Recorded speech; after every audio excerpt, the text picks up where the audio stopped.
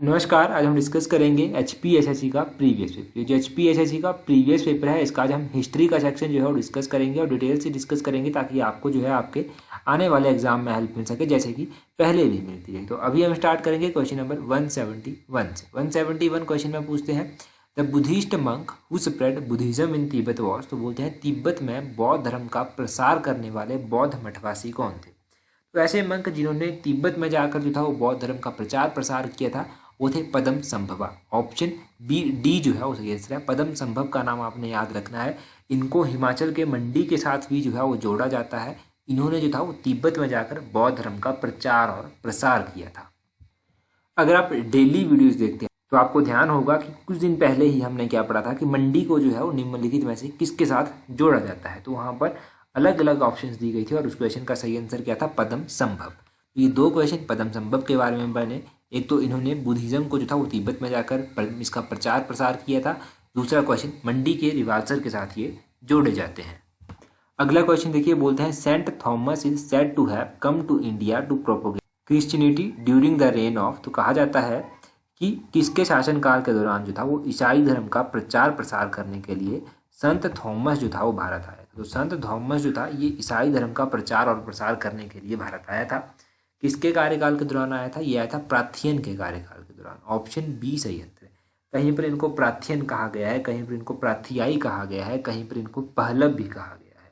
तो ये आपने ध्यान रखना है। दूसरा आपने ध्यान रखना है कि प्राचीन भारत में आए थे, कहाँ से आए थे, तो ये ईरान से भारत में आए थे। क्वेश्चन बनता है ये भी, तो ये ईरान से भारत आए थे। इनका जो सबसे शक्तिशाली शासक माना गया है वो कौन माना गया है, तो गोंदोफर्निसस को जो है इनका सबसे शक्तिशाली राजा माना गया है। गोंदोफर्निसस का नाम आपने ध्यान रखना है, सबसे शक्तिशाली राजा माना गया है। और मोस्ट इंपॉर्टेंट, गोंदोफर्निसस के कार्यकाल के दौरान ही जो था ये जो सेंट थॉमस था ये ईसाई धर्म का प्रचार प्रसार करने के लिए भारत आया था। ये भी ध्यान रखना है। यहाँ पर चोल दिया गया है। चोल एक वंश था। इस वंश की स्थापना किसके द्वारा की गई थी, तो इस वंश की स्थापना जो था वो विजयालय के द्वारा की गई थी। विजयालय का नाम आपने ध्यान रखना है, इसने चोल वंश की स्थापना की थी। तो ये बेसिक क्वेश्चन जो पूछे गए हैं या पूछे जा सकते हैं उनको ध्यान रखिए। अगला क्वेश्चन देखिए 173 क्वेश्चन, बोलते हैं who was the first Indian astronomer to calculate the time taken by earth to orbit the sun. बोलते हैं पृथ्वी द्वारा सूर्य की परिक्रमा के लिए गए समय की गणना करने वाले प्रथम भारतीय खगोलज्ञ कौन थे। पहले एस्ट्रोनॉमर बताने हैं इंडियन एस्ट्रोनॉमर जिन्होंने ये कैलकुलेट किया था कि पृथ्वी द्वारा सूर्य की परिक्रमा में कितना समय लिया जाता है। तो ये थे भास्कराचार्य। ऑप्शन सी जो है वो सही आंसर है, भास्कराचार्य थे। इसी तरह से आपने ध्यान रखना है कि आर्यभट्ट को जीरो की श्रेय का खोज जाता है इंडिया में, इन्होंने जीरो की खोज की थी। उसी तरह एक और इम्पोर्टेंट नाम आपने याद रखना है, वरामहीर। वरामहीर ने जो था वो क्या किया था, इन्होंने ज्योतिष जो ज्ञान होता है, ज्योतिष ज्ञान से रिलेटेड जो था वो अलग अलग सिद्धांत दिए थे और इन्होंने जो था वृहद संहिता की रचना भी की थी। क्वेश्चन क्या पूछा जाता है, क्वेश्चन पूछा जाता है कि वृहद संहिता की रचना किसने की थी, तो वो की थी वरामहीर ने। अगला क्वेश्चन देखिए, अगला क्वेश्चन क्या है, अगला क्वेश्चन है 174। बोलते हैं Krishna Deva Raya maintained friendly relation with the. Krishna Deva Raya ने जो था वो किसके साथ मैत्री संबंध बनाए थे, तो इसने जो था वो पुर्तगालियों के साथ मैत्री संबंध बनाए थे। ऑप्शन सी जो है वो सही आंसर है। पुर्तगालियों के बारे में भी एक नया क्वेश्चन एग्जाम में देखा ही गया है। इनसे रिलेटेड पहला क्वेश्चन बनता है कि पहला पुर्तगाली यात्री कौन था जिसने भारत की यात्रा की थी। तो पहला पुर्तगाली यात्रा जिसने भारत की यात्रा की थी वो था वास्को डी गामा। ये 1498 में जो था वो कालीकट के तट पर जो था वो पहुंचा था, समुद्री मार्ग से जो था ये आया था। और कई बार पूछा जाता है कि ब्लू वाटर पॉलिसी जो है वो किसके साथ जुड़ी हुई है, तो ब्लू वाटर पॉलिसी जो है ये भी पुर्तगालियों के साथ ही जो है वो जुड़ी हुई है, इन्होंने ही ये इंट्रोड्यूस की थी। और ये जो कृष्ण देव राय था ये कहाँ का शासक था, तो ये बीजापुर का शासक था। इसने पुर्तगालियों के साथ अच्छे संबंध मेंटेन किए थे।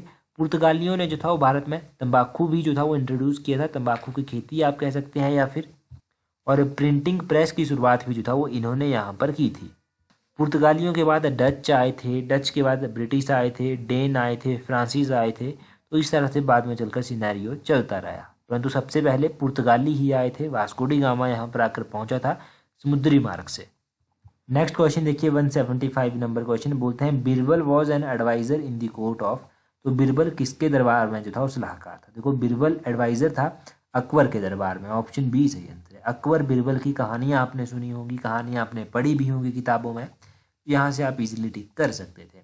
अकबर की बात करें तो देखो अकबर के कार्यकाल के दौरान पानीपत का दूसरा युद्ध हुआ था 1556 में।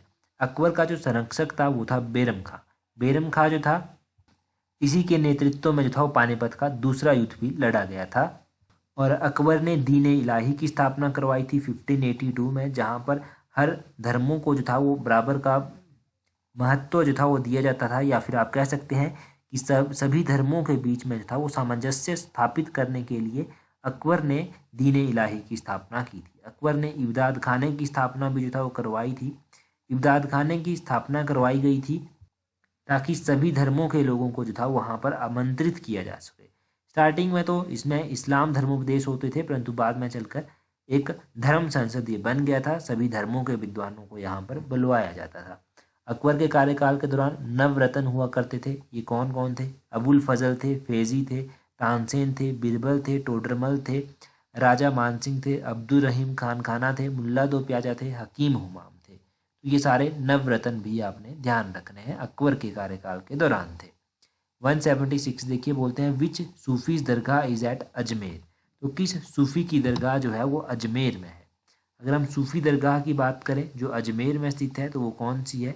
वो है मोइनुद्दीन चिश्ती। मोइनुद्दीन चिश्ती की जो दरगाह है वो कहाँ पर है? वो अजमेर में स्थित है।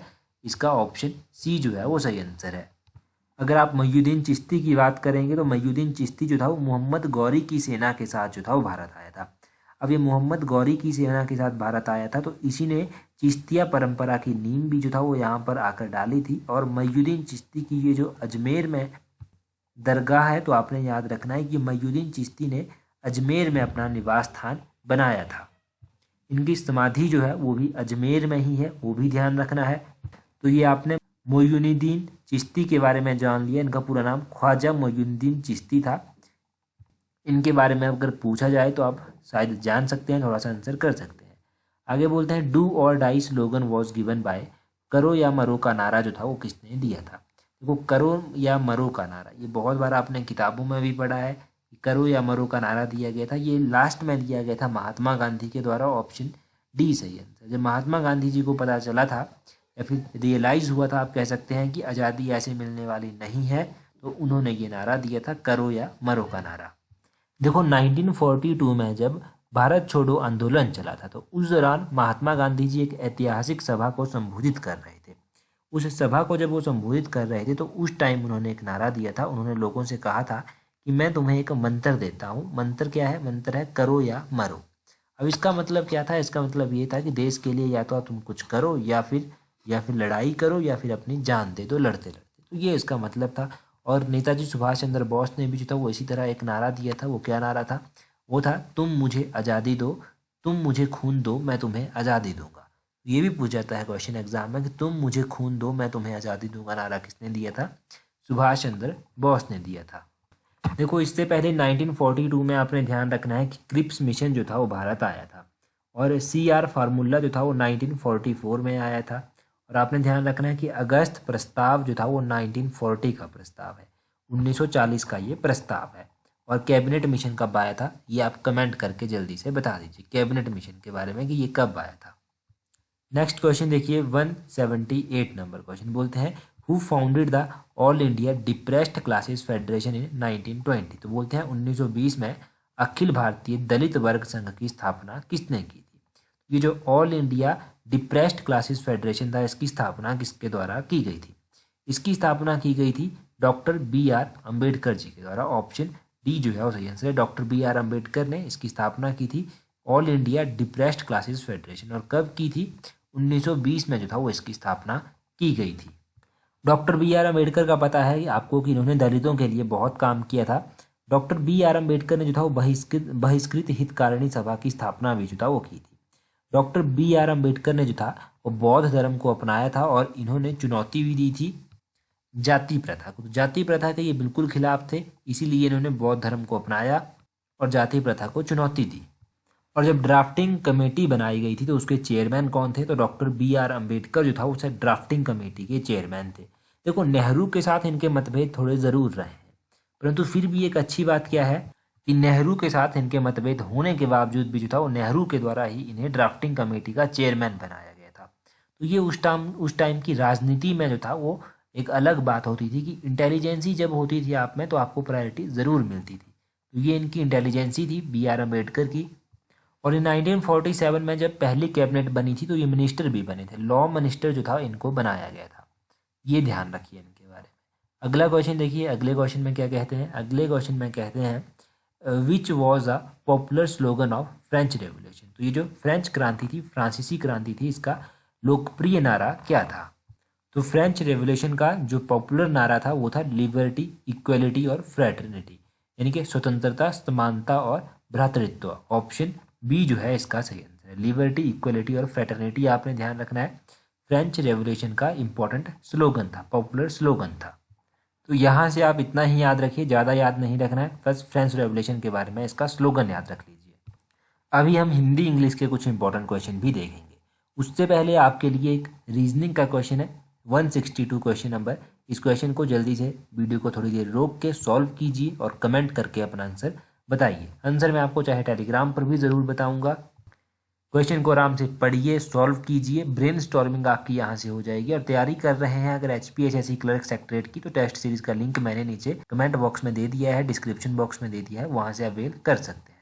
163 क्वेश्चन देखिए, वो है इंग्लिश का क्वेश्चन। बोलते हैं करेक्टली स्पेल्ड वर्ड। यहाँ पर सही स्पेलिंग बतानी है ग्रामर की।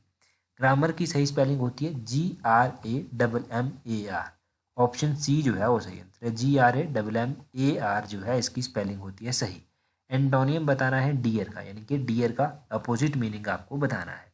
डियर का अपोजिट मीनिंग होता है ऑप्शन ए चीप। चीप जो है वो इसका अपोजिट मीनिंग होता है। डियर होता है प्रिय, हम प्रिय कहते हैं, प्यारा कहते हैं, परंतु बहुमूल्य भी जो है वो डियर का मतलब होता है। बहुमूल्य, मूल्यवान, ये डियर का मतलब है। और चीप हो गया सस्ता, घटिया, ये चीप हो जाता है। 165 है one word substitution.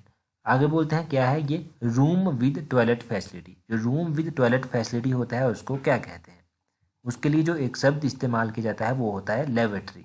Option C जो है वो सही आंसर है, लेबोरेटरी इसके लिए इस्तेमाल किया जाता है। आगे फिल इन द ब्लैंक्स बोलते हैं let me acquaint him the topic. तो 166 का क्या होगा, 166 का होगा let me acquaint him with the topic. Option B जो है वो सही आंसर है, विद इसका होगा, ऑप्शन बी सही आंसर है। हिंदी में इसका क्या मतलब होता है, हिंदी में इसका मतलब होता है कि मुझे उसे किसी विषय से जो है वो परिचित कराने दो। एक्वेंट होता है परिचित, परिचित होता है एक्वेंट, या फिर सूचना देना, परिचित कराना कह सकते हैं आप। 167 है व्यतीत का संधि विच्छेद क्या होगा। 167 का होगा ऑप्शन सी वी प्लस अतीत। देख लीजिए किस तरह से लिखते हैं, वी प्लस अतीत इसका संधि विच्छेद होगा 167 का। अगला क्वेश्चन है 168। 168 है पंचपात्र में समास बताइए।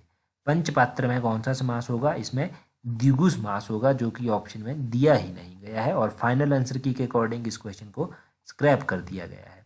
तो द्विगु समास पंचपात्र में होगा, ध्यान रखिएगा। आगे है 169, कर्म का विशेषण आपको बताना है।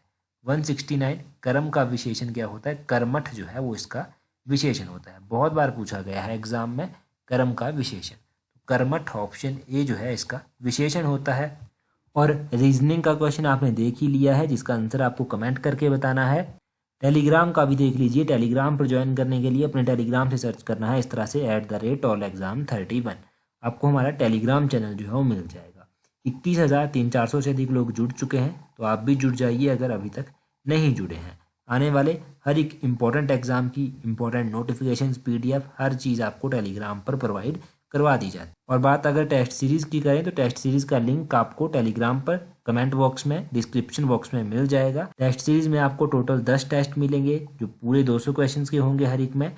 और HPGK के 5 स्पेशल टेस्ट होंगे और प्रीवियस ईयर क्लर्क के क्वेश्चन पेपर्स होंगे विद फाइनल आंसर की, जहाँ से आप अपने प्रैक्टिस को एक अच्छी शेप दे सकते हैं, अपनी तैयारी को चेक कर सकते हैं। अवेल करना चाहते हैं तो लिंक नीचे दिया गया है, अवेल कर लीजिए। आज की वीडियो में इतना ही काफ़ी है। So that's all for today. Thank you very much for watching and listening it very patiently.